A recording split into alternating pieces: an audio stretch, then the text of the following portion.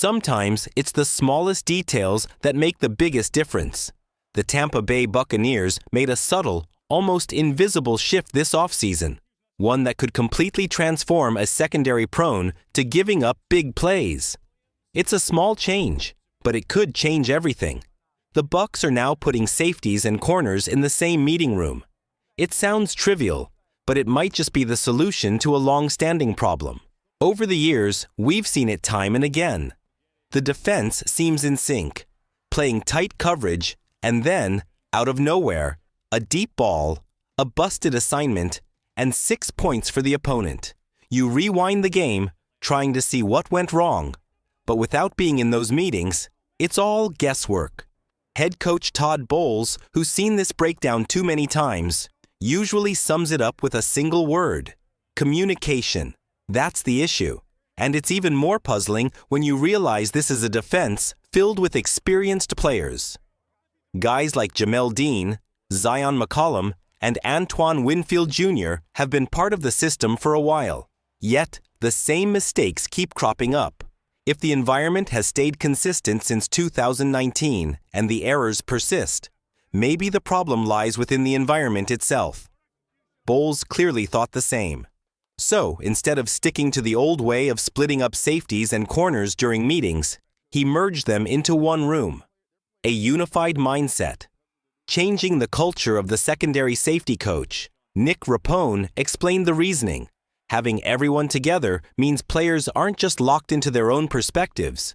They're sharing insights, seeing plays through each other's eyes. It's already showing signs of success. Veteran starters now understand their teammates' thought processes better, and the impact is even greater on rookies like Benjamin Morrison and Jacob Parrish. They're no longer on the outside looking in. They're part of the collective brain of the secondary. Cornerbacks coach Kevin Ross was blunt about it. The rookies have a steep learning curve, and every rep matters. But now, they're not just learning on their own. They're plugged into the group's collective experience. It's like joining a hive, where information flows freely and mistakes are dissected as a unit. The philosophy goes beyond just meetings. Bowles remains loyal to his versatile approach, with players like Christian Izien, Tiki Smith, and Winfield cross-training to cover multiple positions. It's a way of future-proofing the defense, especially in a league where injuries are almost inevitable. This flexibility ensures that even when someone goes down, the defense won't collapse. The question remains, will it work? It's a modern solution to an old problem: collaboration, versatility, and complete alignment. Will it work? That's the million-dollar question. It's hard to know until the live bullets start flying. But for a defense that's been plagued by the same issues year after year, it's worth trying something different. If it clicks, it might just change the narrative in Tampa Bay. The Bucs have the talent.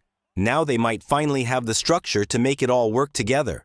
The plan seems solid, the foundation is in place, and you can almost feel the gears beginning to turn. So, the question on everyone's mind: is this finally the year the Buccaneers' defense stops giving up those gut-wrenching big plays? It's hard to say, but there's a cautious sense of optimism. If communication truly has been the issue, and this new meeting room strategy fosters better understanding, then maybe, just maybe, we'll see a different unit in 2025. But while the defense is still figuring it out, something unexpected is brewing on the offensive side. Something that could completely shift how the league views the Bucs this season. Baker Mayfield, the MVP dark horse. Yes, you read that right. Baker Mayfield, quietly, almost under the radar, is entering the NFL MVP conversation. It sounds far-fetched, but Vegas has taken notice. According to Fox Sports, Mayfield currently holds plus 2,500 odds to win the 2025 MVP award. That ties him for 8th place, alongside names like C.J. Stroud and Jordan Love. Not bad for a guy many wrote off as a mere placeholder until the Bucs found a long-term solution at quarterback. Since arriving in Tampa Bay in 2023, Mayfield hasn't just survived. He's thrived.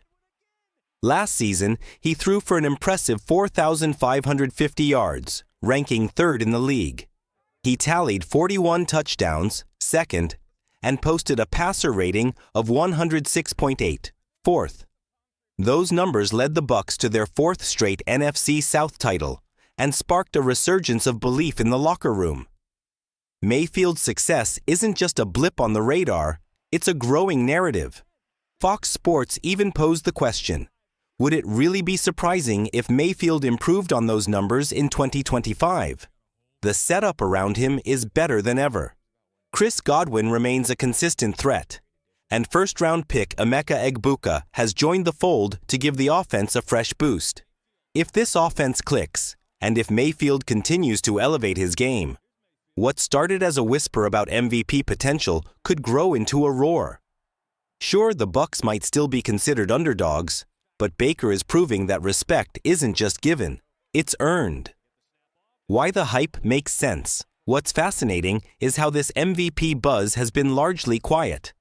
Almost like Mayfield is sneaking into the conversation while everyone's looking elsewhere. It's a far cry from his earlier years when his bravado and bravura made him a polarizing figure. Now, it's his stats doing the talking. If Tampa Bay's defense can solve its communication woes and the offense keeps rolling under Mayfield's leadership, this team might just shatter expectations. The Bucs aren't looking to play the role of hype darlings, they're just looking to win. And if that happens, don't be surprised to hear Baker Mayfield's name when the MVP votes are counted.